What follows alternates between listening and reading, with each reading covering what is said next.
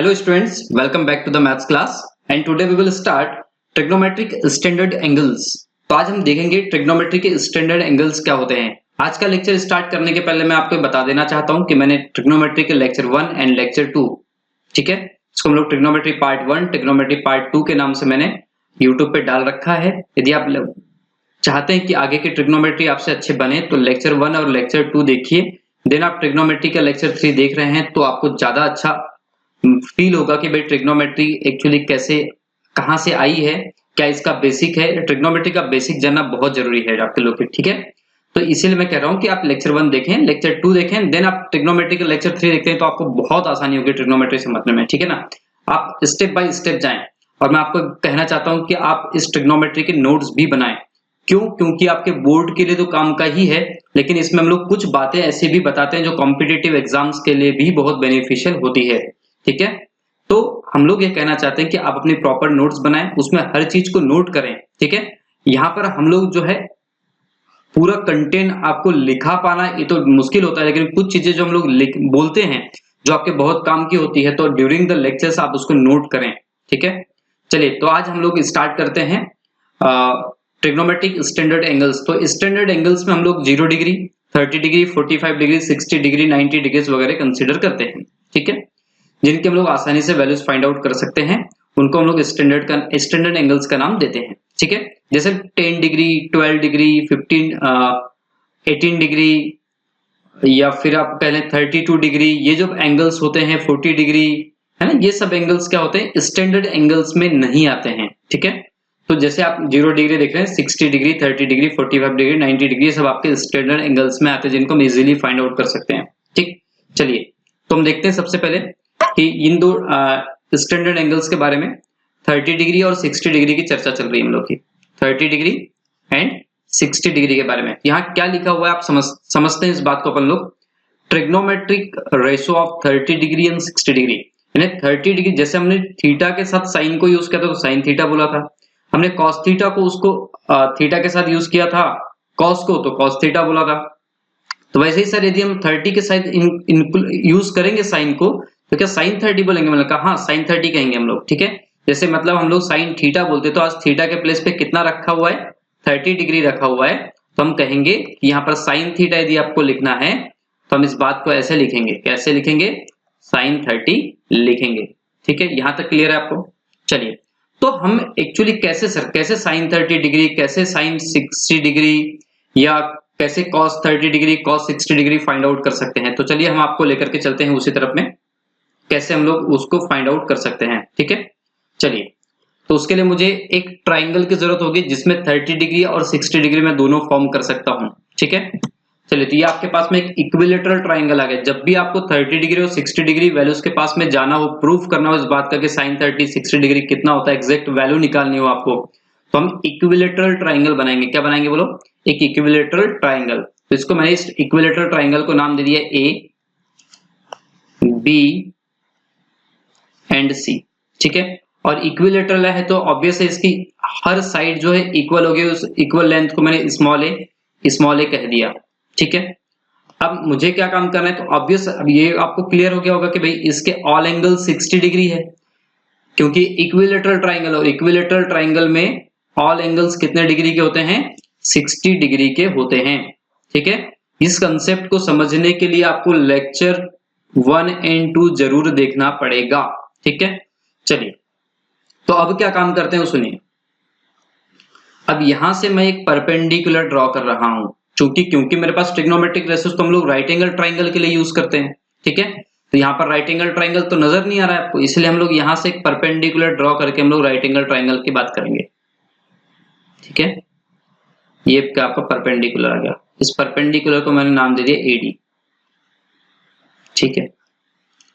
तो आप देख पाने की इस प्रॉपर्टी को तो आप जानते ही हैं 9th क्लास से कि भाई इक्विलेटरल ट्राइंगल में यदि मैंने क्या काम कर दिया, इस वर्टेक्स से इस पे परपेंडिकुलर ड्रॉ किया है, फिर अपोजिट साइड्स को इक्वल टू पार्ट्स में डिवाइड करेगा, मतलब एडी मीडियन का भी काम करेगा प्लस एल्टीट्यूड का भी काम करेगा, ठीक है। तो आपको नजर आने लगा triangle ADB is a right angle triangle, जिसमें ये 60 डिग्री है, तो ये एंगल बाइसेक्टर का भी काम करता है, ये बहुत सारे काम करता है इक्विलेटरल ट्रायंगल में। जो परपेंडिकुलर ड्रॉ किया हमने, एल्टीट्यूड जो है एडी, एल्टीट्यूड ये जो लाइन है एडी एल्टीट्यूड का भी काम करता है, मीडियन का भी काम करता है, एंड एंगल बाइसेक्टर का भी काम करता है। तो एंगल बाइसेक्टर का काम करने से क्या मिलेगा, यदि ये 60 डिग्री था टोटल, तो इस एंगल बाइसेक्टर का मतलब होता है एंगल को 2 पार्ट्स में डिवाइड कर देना।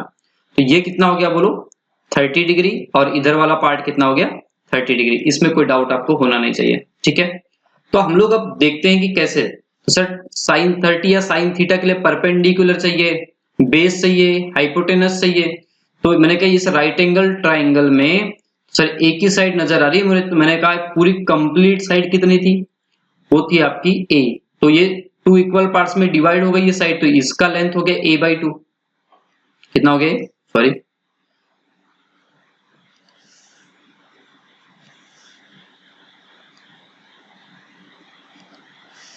ये आपका a/2 हो गया, और ये लेंथ आपके पास में गिवन है, और ये लेंथ गिवन है, ठीक है। तो ये लेंथ तो आप पाइथागोरस थ्योरम से फाइंड कर ही सकते, तो हम लोग यहां यूज कर लेते हैं by using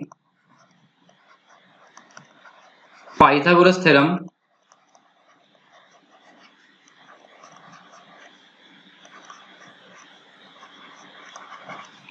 in triangle ADB। तो आप देख पा रहे हैं कि यहाँ पर पाइथागोरस थ्योरम जैसे ही यूज करेंगे तो हाइपोटेनस मतलब a² is equal to half a/2 का स्क्वायर प्लस आप और क्या हो जाएगा बोलो AD² जो आपको फाइंड आउट करना है, तो हो जाएगा a², और ये इधर ट्रांसफर होकर क्या आएगा, तो माइनस में a² डिवाइड बाय 4 हो जाएगा, और इज इक्वल टू में इधर क्या बच जाएगा, AD² बच जाएगा। यहां तक कोई डाउट नहीं होना चाहिए। तो इंप्लाइज दैट मैं AD² फाइंड आउट करना है मुझे, तो क्या हो जाएगा, यहाँ एलसीएम उलसीएम लेकर के क्या हो जाएगा, 4a² माइनस में a² डिवाइड बाय 4, ठीक है। तो implies that AD² is equal to, यहां से देखिए 3a² अपॉन में कितना आ गया, 4 आ गया। तो इंप्लाइज दैट मैं इस बात को लिख सकता हूं यहां से AD का whole square is equal to, इसे मैं लिख सकता हूं √3a अपॉन 2 का होल स्क्वायर, ठीक है। तो आप देख पा रहे हैं कि AD की जो लेंथ है ना वो कितनी आगे बोलो, √3a डिवाइड बाय 2, मतलब जो एल्टीट्यूड है आपका वो आ गया √3a डिवाइड बाय 2। इसमें यहां तक कोई दिक्कत आपको होनी नहीं चाहिए। चलिए तो अब अगली चर्चा करते हैं कि सर अब कैसे निकाल सकते हैं। तो हम लोग बात करते हैं क्या, सबसे पहले 30 डिग्री की। किसकी बात करते हैं, 30 डिग्री। तो ढूंढो इस राइट एंगल ट्राइंगल में कहां 30 डिग्री मिल रहा है आपको, ये दिख रहा है आपको 30 डिग्री। तो यदि 30 डिग्री की आप डिस्कशन कर रहे हैं तो इसके अपोजिट वाली साइड परपेंडिकुलर का काम करेगी, मतलब ये P होगा, ये B होगा, और ये तो H होगा ही, बिकॉज ऑफ के 90 डिग्री के अपोजिट में है, ठीक है। तो आप देख पा रहे इन ट्राइंगल ADB मैंने क्या काम किया, यहाँ पे sin 30 यूज कर दिया। क्या यूज कर दिया बोलो, sin 30। तो मतलब sin थीटा के चल रहा है, थीटा तो ये होता है परपेंडिकुलर अपॉन हाइपोटेनस, P/H होता है।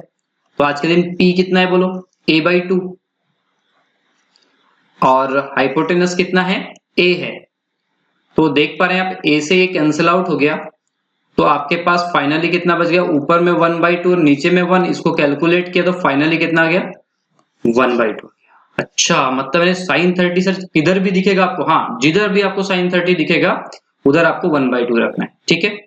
चलिए आगे बात करते हैं, cos 30 की बात कर लो, cos 30 डिग्री की बात कर लेते हैं। तो cos 30 डिग्री होता है B/H होता है, इसमें कोई शक नहीं। तो B/H, B की वैल्यू कितनी होती है बोले, यहाँ पे B मतलब बेस है ना, तो बेस कितना है आपका, √3a डिवाइड बाय 2, ठीक है।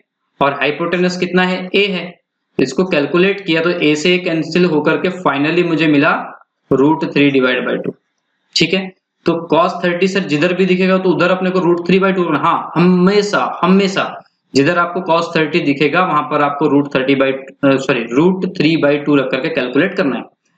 tan 30 की चर्चा करते हैं, चलिए tan 30 डिग्री, ठीक है। तो tan 30 कैसे निकलता है, P/B से निकलेगा तो P कितना है अपने पास में देखिए, a/2 है, P कितना है, a/2, और B कितना है √3 a डिवाइड बाय 2, तो इंप्लाइज दैट tan 30 डिग्री यहां से क्या निकलेगा बोलो, इसको कैलकुलेट करेंगे तो a से a कैंसिल आउट, a/2 से a/2 कैंसिल हो जाएगा, तो मेरा कहना यह है कि यहाँ पर फाइनली 1/√3 बचने वाला है। इसको आप कैलकुलेट कर लीजिएगा तो आपको समझ आ जाएगा कि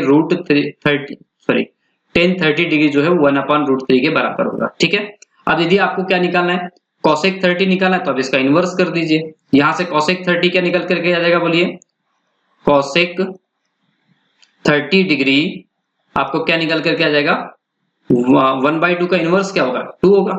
ठीक है, तो ये इस तरीके से आप sec 30 भी निकाल सकते हैं, cot 30 निकाल सकते हैं, cosec 30 तो मैंने निकाल ही दिया। ये तो हो गई 30 डिग्री की बात। अब हम किसकी चर्चा करेंगे बोलो, 60 डिग्री कैसे निकालते, तो 60 डिग्री के लिए ये एंगल कंसीडर किया जाएगा। तो आज के दिन परपेंडिकुलर का पोजीशन चेंज हो जाएगा।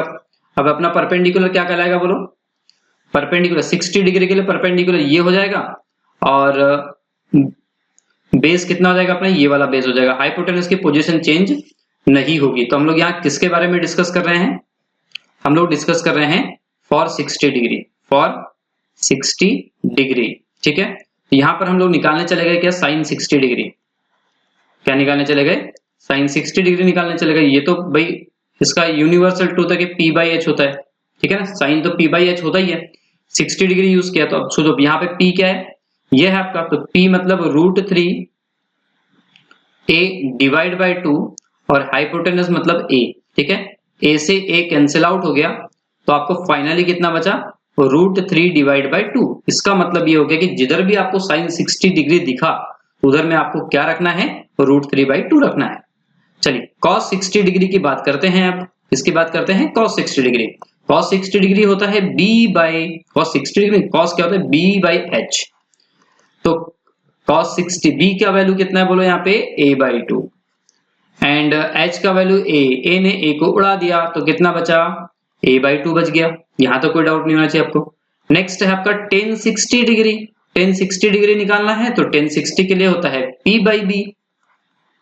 ठीक है, एंड p का वैल्यू कितना है आपके पास में, p का वैल्यू है √3 a divide by 2, and base का वैल्यू कितना है बोलो a/2, तो a/2 ने a/2 को उड़ा दिया। अब की बार √3 ऊपर है तो फाइनल आंसर आपका √3 आ गया। तो जहां जहां आपको tan 60 डिग्री दिखेगा हम लोग क्या कंसीडर करेंगे, वहां पे √3 कंसीडर करेंगे। ठीक है, तो इस तरीके से आप इनका इनवर्स भी निकाल सकते हैं।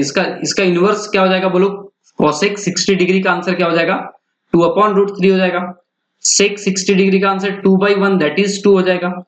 cot 60 डिग्री का आंसर है 1/√3 हो जाएगा। ये हम लोग सब पूरा जो कंप्लीट जो है, कंप्लीट कॉम्बिनेशन जो है हम लोग कहां पर देखेंगे, ट्रिग्नोमेट्रिक टेबल में जरूर देखेंगे। ठीक है, चलिए तो ये आपने देख लिया आज क्या, कैसे साइन 30 डिग्री, कैसे sine 60 degree, cos 30 degree, cos 60 degree आता है, ये हमने इस यहां पर अभी सीखे हैं। ठीक है, चलिए नेक्स्ट देखते हैं आगे क्या है। अब आती बात ट्रिग्नोमेट्रिक रेशोस ऑफ 45 डिग्री, मतलब कि कैसे हम लोग साइन 45 डिग्री निकालते हैं, कैसे cos 45 डिग्री निकालते हैं, कैसे tan 45 डिग्री निकालते हैं, ये हम आज सीखते हैं। तो इसके लिए भी हमें कोई ना कोई ट्राइंगल की जरूरत पड़ेगी। तो इसके लिए मुझे जरूरत पड़ेगी आइसोसेलेस राइट एंगल ट्राइंगल। किसकी जरूरत पड़ेगी बोलो, आइसोसेलेस राइट एंगल ट्राइंगल की जरूरत मुझे यहां पर पड़ेगी। ठीक है, तो isosceles right angle triangle form करते हैं। ये चलिए आपके सामने आ गया आइसोसेलेस राइट एंगल ट्राइंगल। इसमें मैंने इसको a कह दिया, दिस इज b, जहां पर मैं 90 डिग्री कंसीडर कर रहा हूं, दिस इज c। ठीक है, और आइसोसेलेस है, यदि ये 90 डिग्री, तो आइसोसेलेस होने से क्या हो जाएगा, ये साइड इस साइड के इक्वल हो जाएगी, तो ये जो एंगल होगा वो इस एंगल के इक्वल होगा, और ये ऑलरेडी 90 है, तो ये दोनों यदि इक्वल है तो फिर क्या वैल्यू देंगे आपको, 45 डिग्री 45 डिग्री। इसमें कोई डाउट है क्या, इसमें कोई डाउट अपने को नहीं है। ठीक है, चलिए तो हमने क्या काम कर लिया, आइसोसेलेस है, इसकी एक साइड को a ले लिया, दूसरी साइड भी a हो जाएगी। और यदि आप समझ पा रहे हैं तो ये पाइथागोरस थ्योरम से ये साइड आ जाएगी आपके पास में a² + a² मतलब कि 2a², a² उचक के बाहर आ जाएगा तो a√2 बन जाएगी। ठीक है, चलिए तो ये आपका हाइपोटेनस निकल करके आ गया। तो आप आसानी से अब निकाल सकते हैं, क्या निकाल सकते हैं, साइन 45 निकालो आप, साइन 45 डिग्री। तो साइन क्या होता है p/h, तो बोलो 45 या तो इसको कंसीडर करें या तो इसको कंसीडर करें, इसमें तो कोई दिक्कत ही नहीं है, आपको सभी का आंसर सेम आएगा। तो इसको कंसीडर किया तो ये बोल दिया P और इसको बोल दिए B, ठीक है। ये तो हाइपोटेनस है, ये तो यूनिवर्सल है ना। चलिए तो ये P by H, H मतलब कितना, P कितना वैल्यू है अपने पास में स्मॉल a, एंड H का वैल्यू कितना है बोलो a√2। तो a ने a को उड़ा दिया तो क्या बचा फाइनली 1/√2। जिधर भी आपको sin 45 दिखेगा हम लोग क्या यूज करेंगे, वहां पे 1/√2 का यूज करेंगे। वैसे ही cos 45 डिग्री देखते हैं अब, तो cos 45 डिग्री जो है वो b by h होता है बेस अपॉन हाइपोटेनस। तो ये बेस कितना है बोलो a है, हाइपोटेनस कितना है a√2 है। तो ये इसने a को उड़ा दिया तो क्या हो गया फाइनली, क्या बचा 1/√2 बच गया।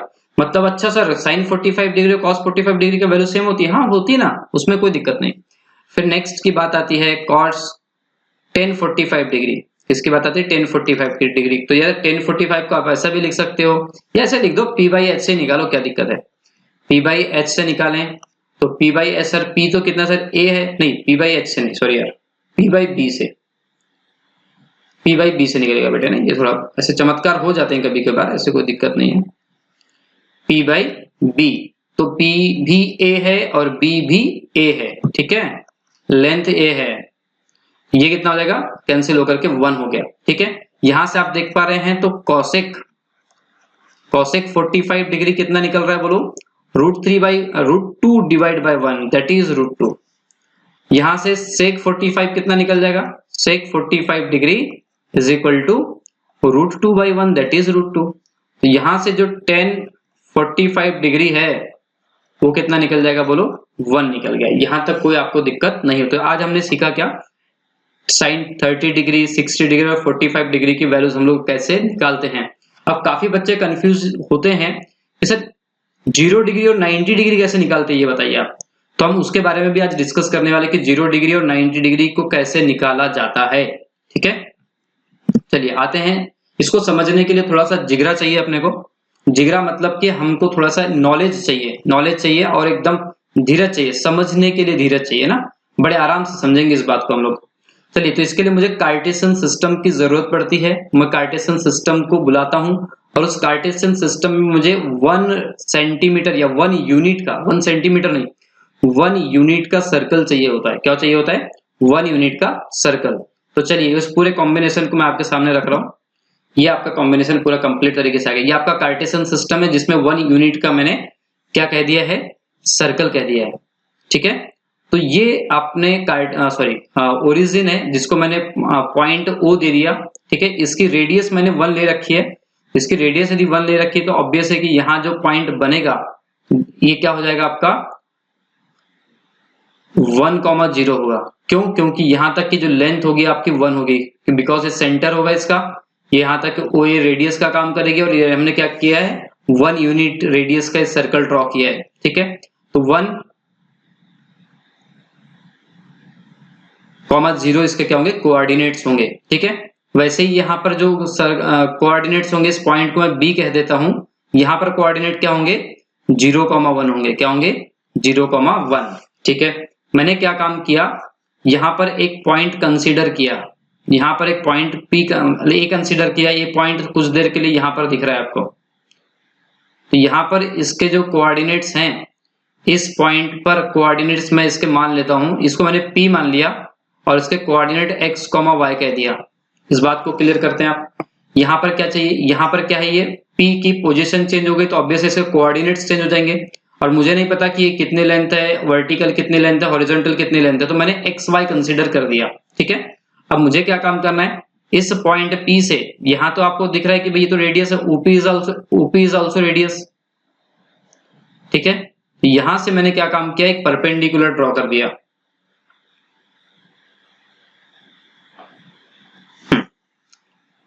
PM एक परपेंडिकुलर ड्रॉ कर दिया। तो ये बात अपने को क्लियर हो गई है कि जो OM होगा उस पॉइंट P के x कोऑर्डिनेट के इक्वल होगा। ये थोड़ी थोड़ी चर्चा हमने 9th क्लास में कर रखी है, ठीक है, कि कैसे होता है डिस्टेंस वगैरह। हम इस बात को कंप्लीटली डिस्कस करेंगे कोऑर्डिनेट ज्योमेट्री में कि कैसे एक्स कोऑर्डिनेट होता है, वाई कोऑर्डिनेट होता है, ठीक है। एक परपेंडिकुलर मैंने क्या काम किया, वाई एक्सिस पे ड्रॉ किया जिसका नाम होगा पीएन, ठीक है। तो ओ एन जो लेंथ होगी आपकी वो वाई कोऑर्डिनेट के इक्वल होगी, दैट इज वाई। यदि ये ओ एन आपका वाई है तो ये वाला लेंथ भी आपका क्या होगा, वाई होगा। ये वाला लेंथ एक्स है आपका ये, तो आपको एक ट्राइंगल नजर आ रहा है, यहाँ पे ट्राइंगल नजर आ रहा है, बोलो। इस तरीके का एक ट्राइंगल नजर आ रहा है, ये आपका राइट एंगल ट्राइंगल नजर आ रहा है बिकॉज ये परपेंडिकुलर है, ठीक है। तो मैंने थोड़ी देर के लिए मान लिया ये एंगल कितना है, थीटा है। थोड़ी देर के लिए मान लिया मैंने ये एंगल थीटा है। कौन सा एंगल थीटा है, angle P O M. Let angle P O M कितना है, थीटा है, ठीक है। यहां तक कोई दिक्कत नहीं होनी चाहिए आपको। ये कंसेप्ट यदि समझ आ गया है, मैंने क्या किया, सबसे पहले कार्टेशियन सिस्टम लिया, कार्टेशियन सिस्टम में 1 यूनिट का सर्कल ड्रॉ किया और उसमें मैंने, तो ऑब्वियस है कि मैंने पॉइंट ए के कोऑर्डिनेट्स कंसीडर कर लिए और जिसके कोऑर्डिनेट्स कंसीडर कर लिए ये, ठीक है, 0,1, और पी के कोऑर्डिनेट्स मैंने कंसीडर कर लिए x, y, ठीक है, ओके। अब यदि मैं, आपको यहां तक तो क्लियर ही हो गया होगा। तो आप देख पा रहे हैं यहाँ पे कि जैसे ही मैं cos थीटा निकालने जाता हूं, cos थीटा निकालने जाता हूं, एक्चुअली पहले sin थीटा निकालना चाहिए, उससे कोई फर्क नहीं पड़ता है। cos थीटा यदि निकालने जाते हैं तो ये हो जाता है आपका क्या, बेस अपॉन हाइपोटेनस। इसमें कोई डाउट नहीं होना चाहिए आपको, ठीक है। तो बेस जो है, बेस कितना आपके पास में, x है, ठीक है। और हाइपोटेनस क्या होता है, हाइपोटेनस क्या बोलो, रेडियस है, रेडियस, ठीक है, रेडियस। तो आपका यहां पर एक देख पा रहे हैं कि जो x है उसको हम लोग x कोऑर्डिनेट के नाम से जानते हैं। किस नाम से जानते हैं, x कोऑर्डिनेट, कोऑर्डिनेट, ठीक है। एंड रेडियस को हम लोग कैसे, रेडियस तो रेडियस है भी, फिलहाल हम इसको जनरलाइज कर रहे हैं, मतलब cos थीटा क्या आता है, x कोऑर्डिनेट अपॉन रेडियस आता है, x कोऑर्डिनेट अपॉन रेडियस आता है, क्या, cos थीटा। sin थीटा निकाल करके देखते हैं। sin थीटा जो है वो होता है p बाई एच। तो p मतलब क्या, परपेंडिकुलर, और परपेंडिकुलर कितना है बोलो आज के दिन, y है, तो y, और हाइपोटेनस तो रेडियस ही रहेगी, इसमें कोई दिक्कत नहीं होनी चाहिए। तो इज इक्वल टू, ये y कोऑर्डिनेट है और अपॉन में क्या है, रेडियस है। मैंने फॉर्मूले को जनरलाइज किया है, अभी क्या किया है, जनरलाइज किया है। मतलब कार्टेशियन सिस्टम में जब किसी पॉइंट P की बात करेंगे तो cos थीटा हमें क्या मिलेगा, x कोऑर्डिनेट अपॉन रेडियस मिलेगा, और sin थीटा क्या मिलेगा, y कोऑर्डिनेट अपॉन रेडियस मिलेगा, ठीक है। चलिए, तो हम क्या काम करते हैं, अब यदि हम लोग, यदि मैं इस थीटा को, यानी OP को OA के साथ ओवरलैप करा दूं सेम डायरेक्शन में, तो मैं कहूंगा कि थीटा 0 डिग्री है। तो हम यहां पर क्या करते हैं, यहां पर एक केस लेते हैं, केस 1, केस 1 ये लेते हैं हम लोग, if theta is equal to 0 degree, ठीक है। तो आप देख पा रहे हैं कि थीटा इक्वल टू 0 डिग्री होगा तो OA और OP जो है वो इक्वल हो जाएगा, OA एंड OP क्या हो जाएगा, इक्वल हो जाएगा, ओवरलैप हो जाएगा। तो यहाँ पर x कोऑर्डिनेट तो 1 हो जाएगा और y कोऑर्डिनेट कितना हो जाएगा, बोलो 0 हो जाएगा। तो हम लोग क्या काम करते हैं, यहाँ पर साइन 0 निकालते हैं, साइन 0 डिग्री निकालते हैं। जैसे cos थीटा, साइन थीटा निकाले थे, वैसे हम लोग साइन 0 निकाल रहे हैं। तो साइन 0 क्या हो जाएगा, x coordinate, x sorry y coordinate होता है ना, सॉरी यार,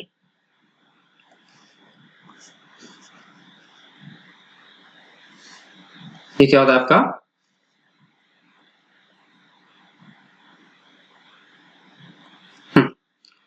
y coordinate,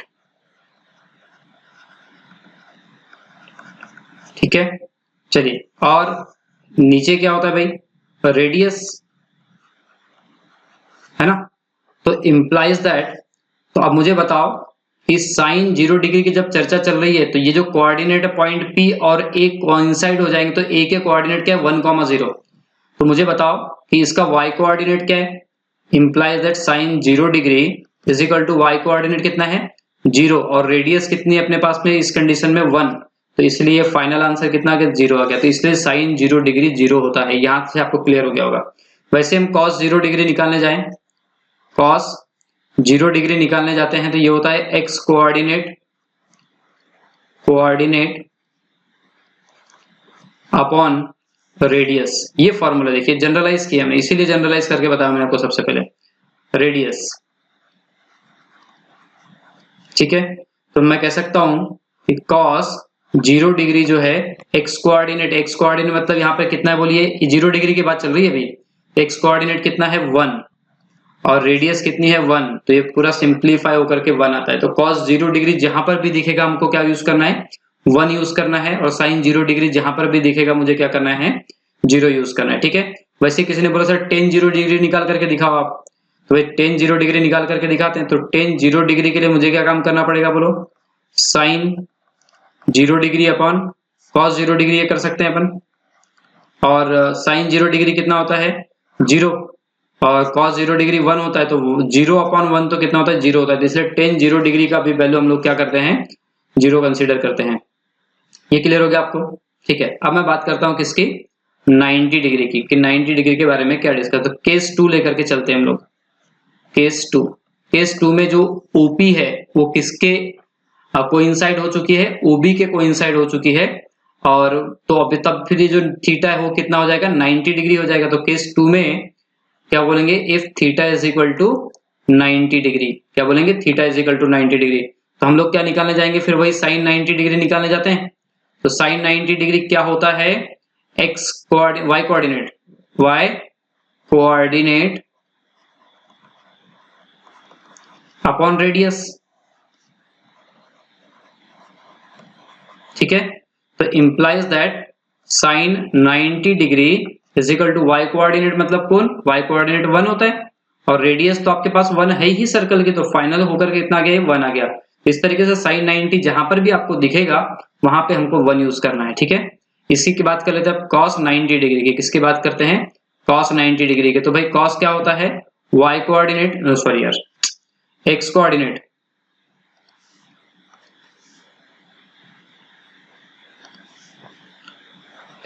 coordinate upon radius.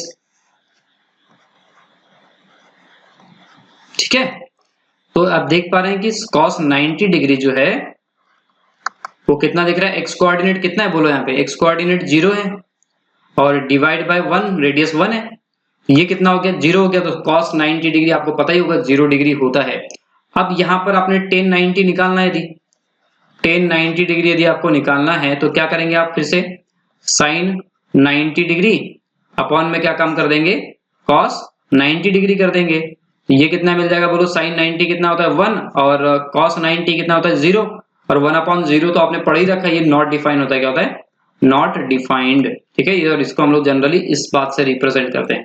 ठीक है, तो यहां पर आपने देखा सबसे मेन चीज जो है 0 डिग्री और 90 डिग्री कैसे आता है। ठीक है ना, चलिए ये आपको काफी कम ही जगह सीखने मिलेगा कि 0 डिग्री और 90 डिग्री, 30 डिग्री और 45 डिग्री 60 डिग्री तो ये आपको सभी बता देंगे ना, लेकिन 0 डिग्री और 90 डिग्री का कंसेप्ट जो है वो आपको बहुत ही कम जगह मिलेगा। चलिए आगे डिस्कस करते हैं। उम्मीद करता हूँ ये आपको समझ आ गया होगा। यदि समझ नहीं आया तो फिर से एक बार आप इसको रिवाइज करें, मतलब वीडियो को बैक करें और फिर से आप इसको देखें, है ना, तो आपको उम्मीद करता हूँ 100% समझ आ जाएगा।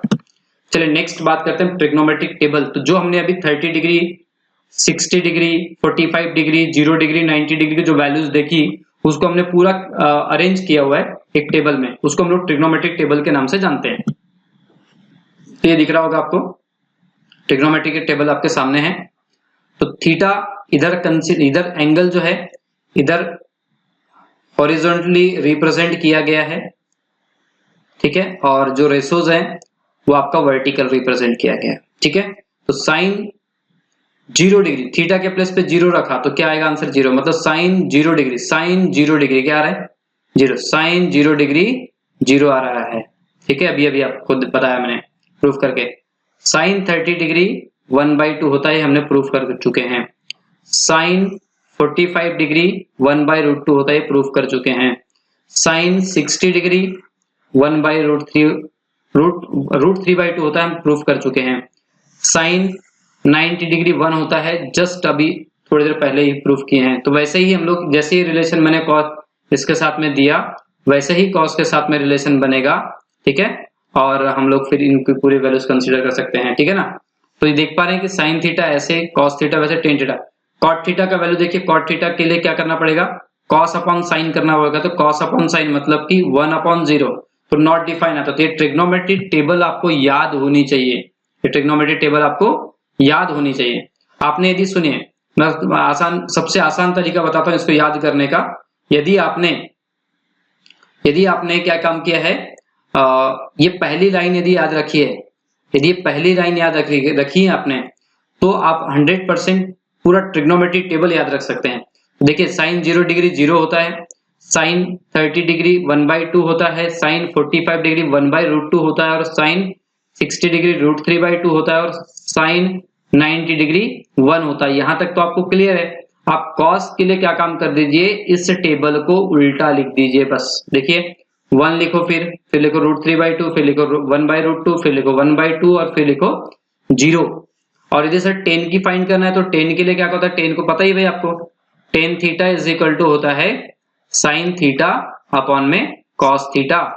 तो यदि आपको क्या काम करना है, टेन 0 डिग्री की वैल्यू निकालनी, तो साइन 0 अपॉन कॉस 0 हो जाएगा। तो साइन 0 अपॉन कॉस 0 मतलब 0/1, तो 0 ही आएगा।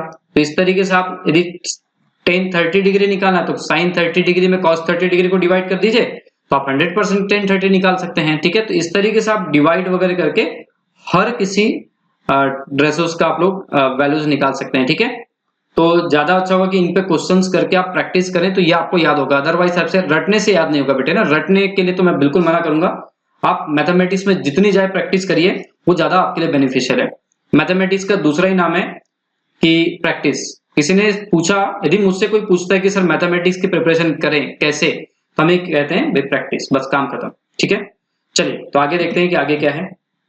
आगे कुछ क्वेश्चंस हैं, इन क्वेश्चंस पे डिस्कस करते हैं जो हमने सीखा अभी तक। इन क्वेश्चंस इस बात को हम लोग क्वेश्चन के साथ में अप्लाई करेंगे और देखेंगे कि आज हमने कितना सीखा है, ठीक है। चलिए तो सबसे पहले क्वेश्चन आपको स्क्रीन पे नजर आ रहा है, बहुत ही प्यारा क्वेश्चन है भी।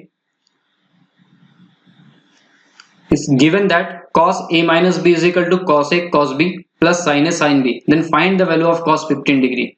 अच्छा, ये तो दिमाग वाला क्वेश्चन है यार, ये cos 15 पूछ रहा है मुझे। तो यहां पर देखिए a माइनस बी, तो ऐसे दो एंगल्स, स्टैंडर्ड एंगल्स देखें जिनका गैप 15 आता हो। तो आपको पता ही है कि 45 डिग्री एंड 30 डिग्री का गैप आपका कितना आ रहा है, 15 आ रहा है। एक पेयर तो ये है, दूसरा पेयर क्या है, 60 डिग्री एंड 45 डिग्री, ये वाला गैप भी आपका कितना है, 15 डिग्री है। तो मर्जी जो चाहे आप कंसीडर करें, आंसर में कोई चेंजेस नहीं होगा। तो ये वाला पेयर कंसीडर कर रहा हूं मैं। तो ए के प्लेस पे क्या काम कर रहे हैं हम लोग, ए के प्लेस पे 45 कंसीडर कर रहे हैं एंड बी के प्लेस पे 30 डिग्री कंसीडर कर रहे हैं। यदि मैं ए बी इस तरफ और इस तरफ रखता हूं तो मुझे कोई फर्क पड़ने वाला नहीं है, ठीक है ना। चलिए तो हम क्या काम कर रहे हैं भाई, cos a minus B equal to इतना गिवन है, आपको cos 15 निकालना है। तो cos 15 डिग्री, इस बात को मैं ऐसे लिख सकता हूं, cos 45 डिग्री माइनस में 30 डिग्री, ठीक है। बहुत ही काम का क्वेश्चन है। देखिए मैं आपको साथ साथ ये भी सिखा रहा हूं, मैं क्वेश्चन सॉल्व करके नहीं दे रहा हूं आपको मैं सिखा रहा हूं कि क्वेश्चंस कैसे अटेंड किए जाते हैं, क्वेश्चंस को पढ़ करके हम लोग कैसे समझते हैं कि क्या गिवन है और क्या आपको फाइंड आउट करना है। बस ये दो ही चीज के बीच में रिलेशन देख लीजिए आप, आपको क्वेश्चन बहुत ज्यादा भारी नहीं लगेगा। तो जैसे कि आपको cos a माइनस बी इस तरीके से नजर आ रहा है एक्सपेंडेड फॉर्म में, तो ये भी उसका तरीके से एक्सपेंड कर दो इसको। ये देखिए cos a minus B cos a cos b है, तो देखिए ये क्या हो जाएगा, cos a के प्लेस पे 45 डिग्री है और cos b b के प्लेस पे कितना है, 30 डिग्री है। यहाँ पर माइनस है तो यहाँ पर कितना आएगा, प्लस आएगा, यहाँ पर प्लस ही है। तो साइन a मतलब कि 45 डिग्री एंड साइन b मतलब कि कितना, 30 डिग्री, ठीक है। चलिए तो यहाँ पर वैल्यूज रख दो, हम वैल्यूज जानते हैं इनके ना। तो cos 45 डिग्री की वैल्यू जानते हैं 1/√2 होती है, इनटू cos 30 डिग्री की वैल्यू जानते हैं कितनी होती है, √3/2 होती है, ठीक है, प्लस यहाँ पर देख रहे हैं आप साइन 45 1/√2 होता है, अभी अभी हमने टेबल में देखा था, इनटू और प्रूफ करके भी देखा था, और साइन 30 कितना होता है 1/2। तो दोनों के पास में 1/√2 कॉमन दिख रहा है, तो 1/√2 को बाहर खींच दी दोनों से, ना दोनों की दुनिया से बाहर निकाल दो उसको, तो आपके पास फाइनली यहाँ पे क्या बचा, √3 डिवाइड बाई 2 प्लस 1/2। ठीक है, तो इसको थोड़ा सिंप्लीफाई कर दिया तो 1/√2 एज इट इज हो गया, और यहाँ ब्रैकेट में क्या बच गया 2, आपका एलसीएम आ गया, तो यहाँ पे क्या बच गया √3 प्लस में 1 बच गया, और इसको सिंप्लीफाई कर दिया तो ऊपर का ऊपर से मल्टीप्लाई करके ये क्या बन गया आपका √3 प्लस 1 डिवाइड बाय 2√2। ठीक है, ये आपका मतलब फाइनल आंसर हो गया। ये किसका आंसर है बोलो, ये cos 15 डिग्री का आंसर है। तो जिधर भी आपको cos 15 डिग्री नजर आया, तो यदि आपको याद रह सके तो रखना चाहिए वैसे याद, तो आप ये आप लिख सकते हैं। ठीक है, cos 15 डिग्री के प्लेस पे। चलिए नेक्स्ट क्वेश्चन देखते हैं क्या है। A rhombus of side of 10 centimeter has two angles of 60 degree each. Find the length of diagonals and also find the its area। ठीक है, हमको एक रोम्बस गिवन है जिसकी साइड 10 सेंटीमीटर की है और उसमें 60 डिग्री के एंगल्स भी गिवन है, मतलब एक्यूट एंगल है। देखिए उसमें क्या होता है, रोम्बस में क्या होता है, दो ऑब्ट्यूज एंगल होते हैं और दो एक्यूट एंगल होते हैं। तो 60 डिग्री दिया, इसका मतलब हमको एक्यूट एंगल दिया है। यहां तक क्लियर हो गया होगा आपको।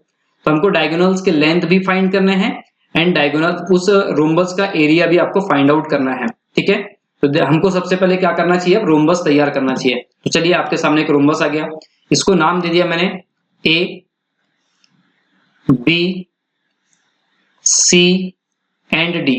ठीक है, और ये पॉइंट मैंने यहाँ पर ओ कंसीडर कर लिया एक। ठीक है, इसकी साइड जो है वो 10 सेंटीमीटर है, ये भी 10 होगा, सब 10 होंगे। ठीक है, तो उसे मुझे बाकी से जरूरत नहीं है। चलिए ये आपको समझ आया होगा कि रोम्बस का जो एक्यूट एंगल, तो ये एक्यूट एंगल ये दिया हुआ आपको, ये टोटल 60 डिग्री दिया हुआ है, ये टोटल आपको 60 डिग्री दिया हुआ है। तो आप इस बात को समझिए, ये वाला जो एंगल होगा, कौन सा वाला एंगल, ये जो एंगल होगा इस तरफ वाला, ये कितना होगा 30 डिग्री होगा।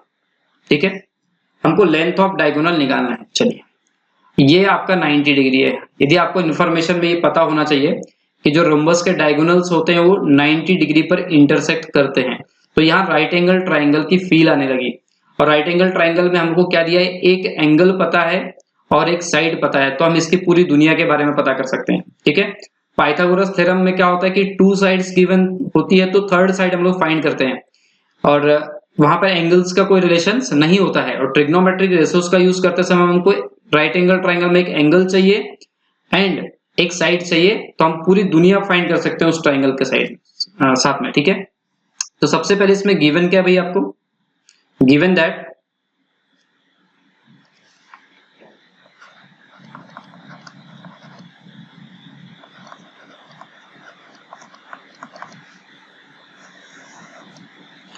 लेंथ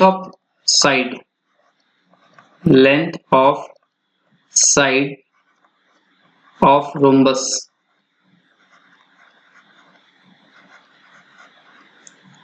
BC, हाँ AB is equal to BC is equal to CD is equal to AD is equal to 10 centimetre. ठीक है, okay, and angle OBC is equal to कितना दे दिया आपको 30 डिग्री, अभी अभी हमने निकाला। ठीक है ना, चलिए तो हम क्या बात करेंगे अब आगे, अब इस क्वेश्चन को सॉल्व करेंगे और क्या करेंगे। तो इस क्वेश्चन को कैसे सॉल्व करेंगे, तो by using trigonometric ratios in triangle. तो इन ट्राइंगल BOC, इसमें आप देख पा रहे हैं साइन 30 डिग्री निकाल रहा हूं बेटे मैं ना, साइन 30 डिग्री। चूंकि देखिए आपको क्या चाहिए बोलो, इसमें ये साइड गिवन है, ये कौन है, मतलब हाइपोटेनस है, और मुझे क्या निकालना है, ये 30 डिग्री यदि कंसीडर किया तो परपेंडिकुलर है और ये बेस है।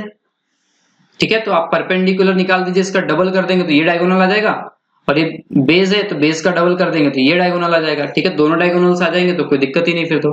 फिर साइन 30 डिग्री, तो ये P होता है, P मतलब कौन है यहाँ पे OC, और हाइपोटेनस कौन है आपके पास में 10। ठीक है, तो इंप्लाइज दैट साइन 30 डिग्री की वैल्यू आप रख दो, साइन 30 डिग्री होता है 1/2। ठीक है, अब धीरे धीरे आपको याद होने लगेगा, कोई दिक्कत नहीं है। OC अपॉन 10, इसको मैंने यहाँ से कैंसिल किया, 5 टाइम्स कैंसिल हो गया, तो OC जो है वो कितना निकल करके आ गया बोलो, 5। तो OC की वैल्यू कितनी आ गई, 5 आ गई। ठीक है, अब बेस निकालना है, बेस। तो बेस के लिए मुझे क्या काम करना पड़ेगा, किसका यूज करना पड़ेगा, cos 30 डिग्री का यूज करना पड़ेगा। तो ये होता है बेस, बेस मतलब कितना हो जाएगा OB, और हाइपोटेनस कितना हो जाएगा 10। तो cos 30 जो होता है वो होता है √3 डिवाइड बाई 2। ठीक है, और इज इक्वल टू OB तो आपको फाइंड आउट करना है, नीचे में 10 एक कैंसिल कर दिया 5 टाइम्स, और इस 5 का क्रॉस मल्टीप्लाई कर दिया √3 के साथ। तो यहाँ पर जो है OB इज इक्वल टू कितना चमक गया आपको, 5 और √3 चमक गया। आई थिंक इसमें कोई डाउट नहीं होना चाहिए। अब चूंकि लेंथ ऑफ डायगोनल्स चाहिए, तो लेंथ ऑफ डायगोनल्स के लिए length of diagonal AC is equal to, we can return as twice 2 into AC को हम लोग क्या लिख सकते हैं, 2 इंटू OC। तो 2 इंटू OC कितना है बोलो, 5। तो इज इक्वल टू कितना आ गया, 10 सेंटीमीटर। ठीक है, लेंथ ऑफ डायगोनल कितना, BD कितना आ जाएगा आपके पास में, BD इज इक्वल टू आ जाएगा 2 इंटू OB। ठीक है, और OB अभी अभी देखा हमने 5√3 है, तो 2 इंटू 5√3 इज इक्वल टू कितना हो जाएगा, 10√3। तो आप देख पा रहे हैं जो लेंथ ऑफ डायगोनल्स वो तो आ चुके हैं, लेकिन हमको और क्या फाइंड करना है, area of this rhombus find करना है। मैं आपको बता दूं कि एरिया ऑफ रोम्बस क्या होता है। एरिया ऑफ रोम्बस जो है, एरिया ऑफ रोम्बस वो होता है हाफ इंटू D1 D2, और D1 D2 का मतलब डायगोनल 1 डायगोनल 2। तो हाफ डायगोनल 1 कितना है इसका, 10 सेंटीमीटर का है, और डायगोनल 2 कितना है, 10√3 का है। ठीक है, इसने इसको उड़ा दिया 5 टाइम्स, तो 5 का मल्टीप्लाई 10 के साथ हो जाएगा, तो कितना आ जाएगा 50√3 सेंटीमीटर स्क्वायर। ठीक है, ये आपका एरिया ऑफ रोम्बस आ गया। ठीक है ना, तो इस तरीके से हम लोग इस क्वेश्चन को सॉल्व कर सकते हैं। चलिए आगे देखते हैं, नेक्स्ट क्वेश्चन क्या है। ये भी क्वेश्चन बहुत ही प्यारा है। ठीक है, if triangle having adjacent sides small a and small b unit and included angle is theta, then prove that area of triangle is half of sine theta. यहां पर कुछ गलत लिखा बेटा, नहीं हाफ ऑफ साइन थीटा नहीं होता, ये होता है हाफ AB साइन थीटा। ठीक है, इस बात को आप करेक्ट कर लें। तो इसमें क्या चाहिए मुझे, if triangle having adjacent sides, तो आप देख पा रहे हैं मुझे क्या चाहिए, यहाँ पर एक ट्राइंगल चाहिए। तो एक ट्राइंगल बना लिया मैंने ना, इस तरीके का एक ट्राइंगल बना लिया हमने। कोई भी ट्राइंगल हो सकता है, वो इक्विलेटरल हो सकता है, आइसोसेलेस हो सकता है, स्केलर हो सकता है, उससे कोई दिक्कत नहीं। A B एंड C, ठीक है, और ये यदि मैंने A कंसीडर किया और यदि इसको मैंने B कंसीडर किया, तो इस वाले एंगल को मुझे थीटा कहना पड़ेगा। ठीक है, क्यों कहना पड़ेगा, वो इसलिए कहना पड़ेगा कि इसने कहा है इंक्लूडेड एंगल, A और B दो साइड की लेंथ दी है और दोनों से इंक्लूडेड थीटा होना चाहिए। ठीक है, इसीलिए अब मुझे क्या काम करना है, यहाँ पे फिर से सर राइट एंगल ट्राइंगल तो नजर नहीं आ रहा है मुझे। ठीक है, एरिया ऑफ ट्राइंगल फाइंड करना है, क्या करना है, एरिया ऑफ ट्राइंगल। तो एरिया ऑफ ट्राइंगल के बेस चाहिए और हाइट चाहिए। क्या चाहिए, बेस एंड हाइट चाहिए। बेस तो आपके पास पता है, लेकिन हाइट ऑफ द ट्राइंगल नहीं पता है, तो हाइट ऑफ द ट्राइंगल यहाँ कंसीडर करना पड़ेगा। तो हाइट निकालने के लिए मुझे इस पर परपेंडिकुलर ड्रॉ करना पड़ेगा। क्या ड्रॉ करना पड़ेगा, परपेंडिकुलर। तो इस परपेंडिकुलर का नाम दे दिया मैंने AD। ठीक है, अब आप एक बात बड़े ध्यान से समझ रहे होंगे कि ये A है, मुझे क्या चाहिए, बेस चाहिए। अच्छा, बेस तो मुझे गिवन है ना, मुझे हाइट चाहिए, हाइट ऑफ द ट्राइंगल चाहिए। तो हाइट ऑफ द ट्राइंगल मतलब ये AD कैसे आएगा। देखिए फिर से मैंने कहा कि आपको थीटा दे रखा है, ये वाली साइड दे रखा है, तो हम किसी भी राइट एंगल ट्राइंगल में सब कुछ फाइंड कर सकते हैं। तो मेरे पास A दे रखा है और थीटा दे रखा है, तो मैं AD फाइंड आउट कर सकता हूं, A के फॉर्म में आएगा। तो इन ट्राइंगल ADB क्या देख पा रहे हैं, sine theta is equal to, आप देख पा रहे हैं परपेंडिकुलर अपॉन हाइपोटेनस होता है। परपेंडिकुलर कितना है बोलो AD, अच्छा हाइपोटेनस कितना है बोलो स्मॉल a। तो आप देख सक रहे हैं कि AD जो है वो कितना निकल के क्या है, a का क्रॉस मल्टीप्लाई किए तो a इंटू साइन थीटा आ गया, ठीक है। अच्छा सर एरिया ऑफ ट्राइंगल निकालना है मुझे, तो ठीक है एरिया ऑफ ट्राइंगल का बेसिक फार्मूला तो सभी लोग जानते हैं, area of triangle ABC is equal to half into base into height, ठीक है। तो हाफ बेस कितना है यहाँ पे BC, हाइट कौन है AD, तो implies that half into BC कितना है B है और AD कितना है, AD अभी आपने देखा ये A साइन थीटा, तो ये फाइनल पूरा कंप्लीट होकर के कितना आ गया, हाफ AB साइन थीटा। तो इस फॉर्मूले का यूज क्या सर, ये फॉर्मूला बहुत ज्यादा यूजफुल है, ठीक है। तो यदि आपको कोई ट्राइंगल दे दिया जाए स्केलेन ट्राइंगल, उसमें सिर्फ 2 ही साइड हो और यदि ये एंगल पता हो या फिर एंगल यदि आप निकाल सको, ठीक है, तो आप उस पूरे ट्राइंगल का एरिया फाइंड कर सकते हैं। ये जो एरिया आया है वो ट्राइंगल ABC का एरिया है, ना कि ADB का, ये पूरा ABC का एरिया है ये, ठीक है। इस तरीके से आप लोग क्या काम कर सकते हैं, इस फॉर्मूले का यूज कर सकते हैं। चलिए आगे देखते हैं नेक्स्ट क्वेश्चन क्या है। ये क्वेश्चन आपको करना है, ये होमवर्क में है आपका क्वेश्चन, बस वैल्यू रखनी है, सॉल्व करना है, ठीक है। x की वैल्यू लेकर के आनी है इसमें। नेक्स्ट देखते हैं, ये क्वेश्चन भी आपको ही करना है, इस टाइप का एक क्वेश्चन मैंने अभी बताया आपको, ठीक है। नेक्स्ट ये क्वेश्चन में भी आपको 30 डिग्री 60 डिग्री 30 डिग्री की वैल्यू रखनी, सॉल्व करना है आपको, ठीक है। और ये आपको होमवर्क फिर से 2 क्वेश्चन दे रखे हैं, तो इतने क्वेश्चंस की आपको प्रैक्टिस करनी है। ये 2 क्वेश्चंस, ये एक एग्जाम्पल ये आपको यहाँ से मतलब टोटल 5 क्वेश्चंस करने हैं, आपको मैंने होमवर्क दे रखा है। इस लेक्चर को देखें आप पूरा कंप्लीट तरीके से स्टार्टिंग से, और फिर आप इन क्वेश्चंस को आसानी से कर सकते हैं। यदि ट्रिग्नोमेट्रिक टेबल आपको पता है तो आप 100% इस एग्जाम्पल्स को कर सकते हैं, ठीक है। तो यदि आपको आज का सेशन बहुत अच्छा लगा हो, आपका आज का लेक्चर आपको यदि पसंद आया हो, तो प्लीज इस लेक्चर को और भी उन स्टूडेंट्स के लिए शेयर करें जो अपने घर में बैठ करके अच्छी स्टडी करना चाहते हैं या जो बाहर जाकर के अपनी स्टडी नहीं करना चाहते हैं। तो उन स्टूडेंट्स के लिए लेक्चर बहुत हेल्पफुल रहेगा, है ना, और आप उनकी मदद कर पाएंगे। मैं भी उनकी मदद करने के लिए तैयार हूं। तो प्लीज आप इतना करें कि इस लेक्चर को ज्यादा से ज्यादा शेयर करें, लाइक करें, ठीक है। चलिए नेक्स्ट लेक्चर में मिलेंगे हम लोग अब ट्रिग्नोमेट्रिक आइडेंटिटीज के साथ, ठीक है। ट्रिग्नोमेट्रिक आइडेंटिटीज हम लोग देखेंगे कि क्या होती है ट्रिग्नोमेट्रिक आइडेंटिटीज, या उनका यूज करके हम लोग क्वेश्चंस कैसे सॉल्व करते हैं। चलिए तब तक के लिए बाय।